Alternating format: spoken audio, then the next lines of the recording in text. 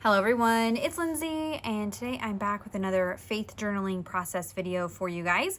We are jumping into the current issue of the Take 4 series from Open Journey. This is issue number 5, Fishers of Men. This is the devotional kit we'll be working in the month of October. I'm getting us caught up here. We're getting there. And so we're going to be working through this one the same way that we've been doing the last 4. You can find my entire Take 4 series playlist linked down below. I also have the unboxing of this release linked down below if you haven't seen that yet. There is physical options, digital options, all kinds of beautiful add-ons. There's a wonderful 2 great new stamp sets, lots of new goodies this month. So I'm excited to dive in and start working through this new study. I've already gone ahead and I'm working on some of the notes. I will have them all done here pretty quick, and hopefully we'll get us caught up so we're doing these on the correct week. This particular issue is 5 weeks. So as of today, I don't even know what the date is. I think we should be on the 2nd week, going into the 3rd week. So I will get us caught up. We're getting there. But we are looking at week 1 of Fishers of Men. I do have a free PDF downloadable set of notes for you guys that is linked down below. These are not my brain notes. These are coming from a variety of different resources, which I do have linked in that PDF for you guys.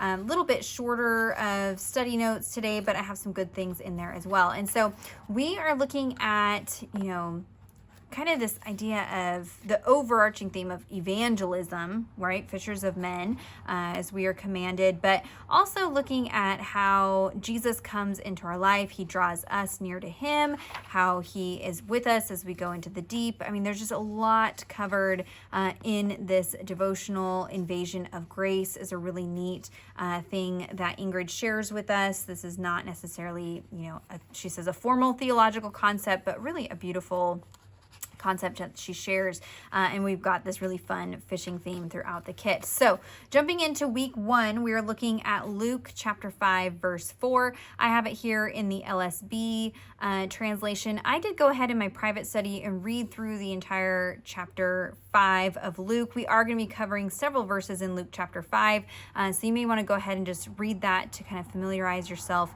with what we are looking at. But Luke 5:4, just to get some context, Jesus is speaking to a large crowd. A large crowd has come around him. He has asked to borrow a boat. He's gone into the boat, gone out into the lake to kind of escape the pressures of the crowd, and he is speaking to them. And then once he is finished speaking, we come to this passage in Luke 5:4. It says, "When he, Jesus, had finished speaking, he said to Simon, 'Put out into the deep water and let down your nets for a catch.'"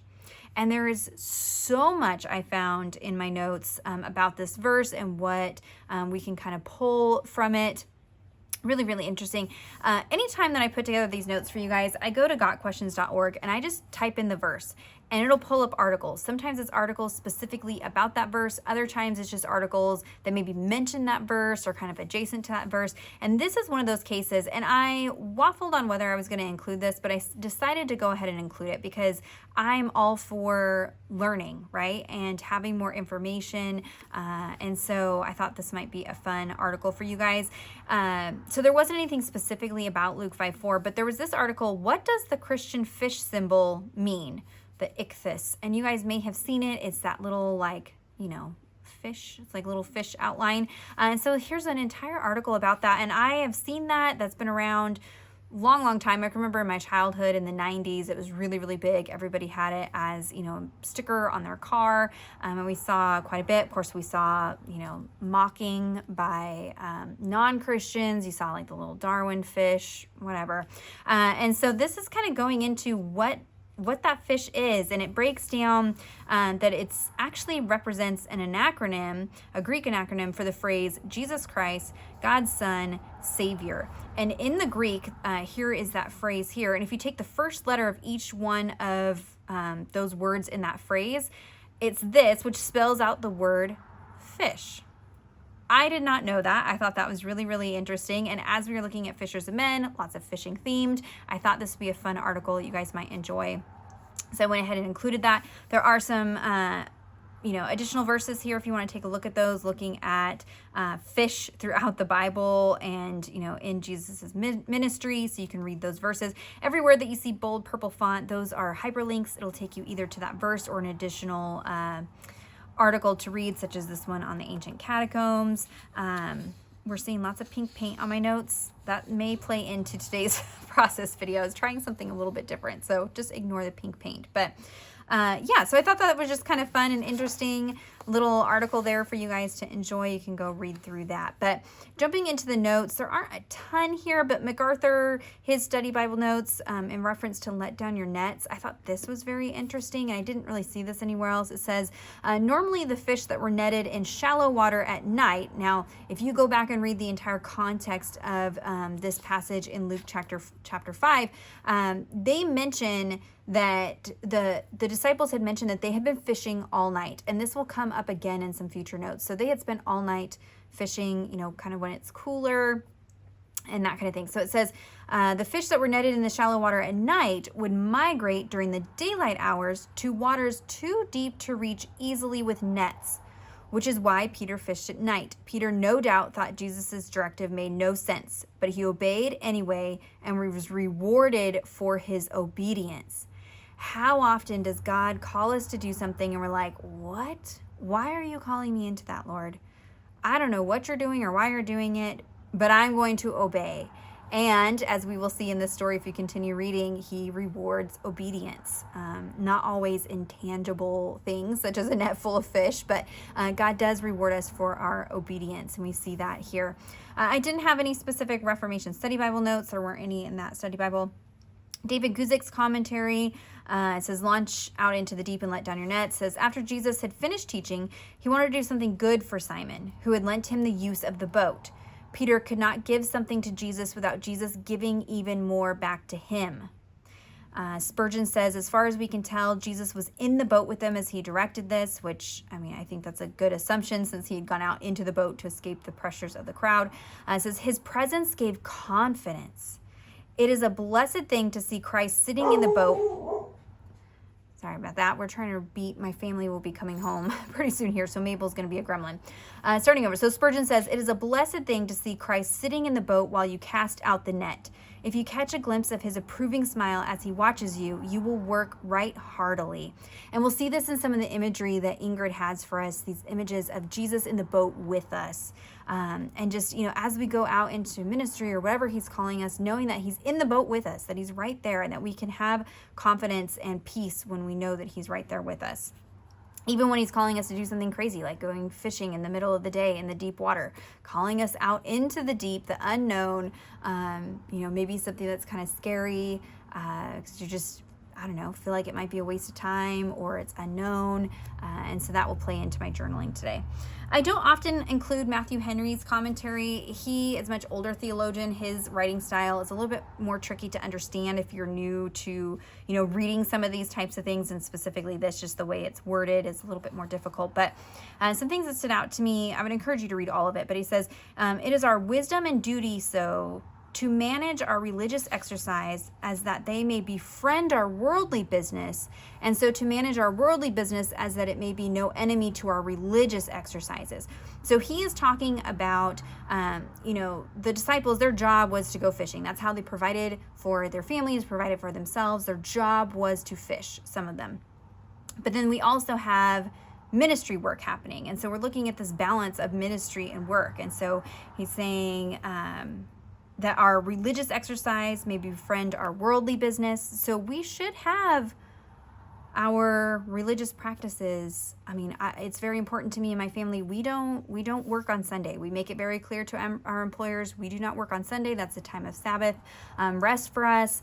We're not afraid to share. When they ask, what'd you do on the weekend? Oh, I had Sunday school and church, and we had, all these things going on at our church this weekend. Or no, I can't attend that work event because I have Bible study or whatever it may be. We unashamedly talk about our faith in our workplaces that we have been in and are in. And so to manage our worldly businesses as that it may be no enemy to our religious exercises. So this is that idea of, I understand that we need to provide for our families, we need to make money, but Are we doing something that goes against our consciousness as Christians? There's big obvious ones. Obviously, you shouldn't be working at, let's say an abortion clinic if you're a Christian, unless you're there to, minister to women and get them to leave and not, abort their babies. But, some of these things that it's not meant for us to be a part of. There should be some agreeance in our worldly business and religious exercises. Peter, having attended upon Christ in his preaching, Christ will accompany him in his fishing. So Peter stayed with Christ. He, lent him the boat, and I guess Simon lent him the boat. But Peter was there with him during the sermon, and so now Christ will accompany him in his fishing, his job. He stayed with Christ at the shore, and now Christ will launch out with him into the deep. Note, those that will be constant followers of Christ shall have him in a constant guide to them. If we are constantly pursuing God, he is constantly in our lives. One would have thought that this should have excused... okay, so this idea, remember I told you that they were fishing all night. They spent all night fishing, and then immediately went to ministry work. And it says, one would have thought that this should have excused them from hearing the sermon, that they had worked all night. But such a love had they to the word of God that it was more refreshing and reviving to them after a worrisome night than the softest slumbers. When we are up late Saturday night and we get up at Sunday, how often are we like, I'm too tired to go to church today? Too tired to go to church, too tired to study my Bible, too tired. And friends, I have fell victim to doing that as well. But here they are, they worked all night, hard, laborious work, all night, and then got up and went and sat at the feet of Jesus and listened to his sermon, and then continued to serve him, right? And then went back into work. Jesus is like, all right, let's go fishing, boys. Your work's not done yet. It says, even those who are most diligent in their business often meet with disappointments. They who toiled all night yet caught nothing, for the race is not always to the swift. God will have us to be diligent, purely in duty to his command, and dependence upon his goodness, rather than with an assurance of worldly success. We must do our duty and then leave the event to God. We don't always get to see the fruit of what we were doing while we're here this side of heaven. Sometimes our work may not be, my husband's a great example. He has a job where he has had to have, state licensing and schooling and all these different things. He literally is working in human feces day in, every single day. That's what he does. He works in wastewater for barely over minimum wage. And then, it's hard for us. We look at, men who sit in offices and go out on lunch dates every day and make, tons and tons of money and have the big beautiful houses and all these things. And so it can be easy to look at that and be like, what are we doing wrong? Why is God not rewarding us for our hard work? But he is. It just is in different ways than a tangible number on a paycheck. And while we do need to pay bills and live and things like that, God provides for us. And so I love this idea that sometimes it might seem empty, the work that we're doing, but we are still doing the Lord's work if we're working in his will. So great information in there if you want to continue on through that study. Again, Matthew Henry is a little bit tricky to read through, but I trust that you guys can do it. Cross references, there's just a couple from the ESV Bible from Bible Hub, and then the LSB Reformations, this is a reference from the Reformation Study Bible, but I put it in the LSB translation. That's because you can see it here in the ESV and the LSB and kind of compare the two translations. So, talking about going out, trusting God, going out into the deep to let down our nets for a catch. Gotta do the scary work, friends. Even when it seems like, what is God doing? We need to follow him. And so, on that note, we are going to do some prayer journaling, and I have tested this out. I don't know how it's going to work on camera. We are just going to have to see. I'm going to finish up this devotional in my prayer journal that I've been working in. This will be the last devotional that goes in this prayer journal. We're in the last few pages, but I've gone ahead and pulled out some die cuts. This is one of the stickers that I kind of tore out. This is one of the opaque white stickers that I tore out around it. But I wanted to do something fun on the background, and I love the like sea theme of this kit. Even the florals look like coral. I love the soft pinks and the blues. And so we are gonna try some bubble painting. So I am wearing an apron. You definitely want to cover your clothes and your workspace when you do this technique. It's a little bit tricky working in a journal. If you were doing this, let's say just on a card, it's a little bit easier. You get a different result, but I'm trying some techniques to try to get it to translate into a book like this, and I think I figured it out. So I'm going to be using distress paints. You can use regular acrylic paints. I even tried it with some alcohol inks, so you could try that. I just got, not consistent results, but you could try that. And so what I will be doing is using a variety of different colors. I will be like off camera going and switching out this container, and I just have made kind of a milk consistency of paint and water. This is way more than I actually need because I changed up the technique. Oftentimes when you see this technique, what people do is they blow bubbles in the container and then like pull those bubbles off onto the page. So either they will like, swipe a piece of paper through it or dump the bubbles off onto a page. But that just wasn't working for me. So I'm going to show you like individual bubbles. And so I did put like 3 pumps of like all natural soap in here. It's like it's an all natural soap that I just put in here. I found you needed a little bit of soap in this water and paint mixture because that made the bubbles hold their form a little bit longer. The paint is heavy, and so it has a tendency to weigh down the bubbles and want to pop them. So you're just going to have to play around with the ratio of water, paint, and soap. And I don't know that I would necessarily put this like in my Bible because it does have soap, and I'm using like an all natural. It's like a tallow, honey, coconut oil type soap. And I know some of you are like, Lindsey, that's contrary to what you said last video about not wanting to use coffee and tea dye. Yes, I don't usually try to use those types of things in there. But there is honey, so that's antibacterial. And so I feel a little better about that. Or you can use chemical soap. I don't know, just play around. I've even seen bubble solution, things like that. So anyways, a little bit of paint, a little bit of water to get this kind of milky consistency, and a couple pumps of soap. And we are going to use this to create a bubble background. I think it'll be fun. So let me go ahead. We'll put you guys on fast forward and we'll put together this first prayer entry for fishers of men.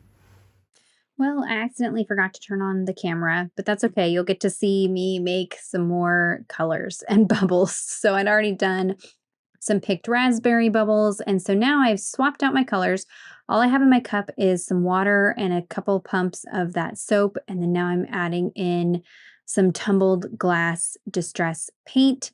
I realize I put the wrong end of my straw in there.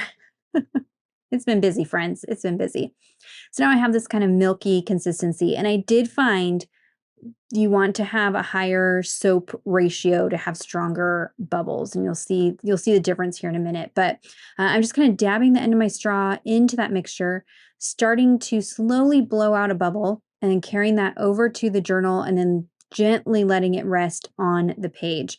And depending on what medium you're using, like if you're using watercolor, you may want to let your bubbles sit a little longer. That way, that color really takes hold on the paper. I'm using acrylic paint, so really I could have, instantly popped these and it would have been fine. But you can see some of them pop immediately, some of them don't. It's just one of those, you get what you get, you don't throw a fit. Kind of fun playing around type experimental backgrounds. It's not going to be perfect, but play around, try it with a variety of different, mediums, ratios. Maybe try it out on some journaling cards first and find out what works best for you before you start going directly into your journal. But this is kind of the purpose behind this prayer journal as well, is playing with techniques like this. It does not have to be perfect, and it lets me figure out things that work before I go into my journaling Bible. So I'm speeding this up. I'm adding, just kind of a diagonal of pink and blue bubbles. And then I'm going to go in and add some peacock feathers paint to deepen it up. And here's where you'll see, because now I have a higher paint to water to soap ratio, my bubbles aren't forming, right? Because I don't have enough soap compared to the amount of paint that is in there. But that's okay. We're going to make it work. I do a little bit of splattering on the page, and then I realize I want some picked raspberry splatters, and I should have done that while I had my mixture. So I'm just going to add a little water to it and then splatter that. You can see, obviously, I have way more paint and water in that cup than I even need. It does not take a lot to do this technique. I'll make sure to get that good and dry. And then here's a look at this page. So you can see where you get the rings from the bubble. You have the splatter when the bubbles pop. Just lots of fun organic texture on the background. And it's distress paint, so it's permanent. It won't move. It typically doesn't bleed through paper. Just test it out if you're worried about that in your Bible. But it was really, really fun and adds some interest to my background for the rest of my pieces. So here I have a dot grid journaling card that I ran through my typewriter and typed out that verse, Luke 5:4. I'm going to arrange this using some of those die cuts. There's that follow him sticker. That's from the opaque white stickers, and I did tear it out of the rest of the stickers, so it has a really rough edge. Same thing with that sticker in the top right-hand corner. And so I'm going to use a little pokey tool to help me peel back the backer sheet. When you tear sticker paper, it's a little bit tricky to get those backer sheets off, but I'm just kind of building out my cluster. And there is a lot of space here, kind of, I guess, unused, but that's just kind of what I like to do in this journal. I like to have, kind of some decorative areas, and then, of course, always leaving some room for some journaling. I can't wait to come back to this, a year from now, a few years from now, and read through these prayers again and just kind of see where I'm at in comparison to where I was now as I work through these studies. This is in a recent Bible club, we were talking about ways that we remember God's faithfulness in our lives. And I have that. I have that journaled out in my Bibles, journaled out in these prayer journals, is written down the ways that God has been faithful in my life. So I can come back and revisit that and see, answered prayers, unanswered prayers, all of those things. This is that new stamp set that was released with the Fishers of Men release. I'm stamping one of those seals using some VersaFine Onyx Black ink. I got that Holy Spirit dove carrying the net. And then I know that some of the words throughout the kit say, pull me from the deep or pull me out of the deep, but I'm saying follow him into the deep water or into deep water. So I'm using these small alphas to stamp out into deep water. I just like this idea that, God calling us out into the unknown, to what might be scary, but knowing that he is with us and that we can trust him in that. So I went ahead and journaled my prayer off camera, but there's a look at the finished layout. If you have any questions or comments, be sure to leave those down below. You can check out that description box for links to everything that I mentioned or used. Don't forget to grab those study notes. Give this video a thumbs up if you enjoyed it, if it was inspiring. Subscribe to my channel if you're not already subscribed. And until next time, thank you so much. Bye-bye.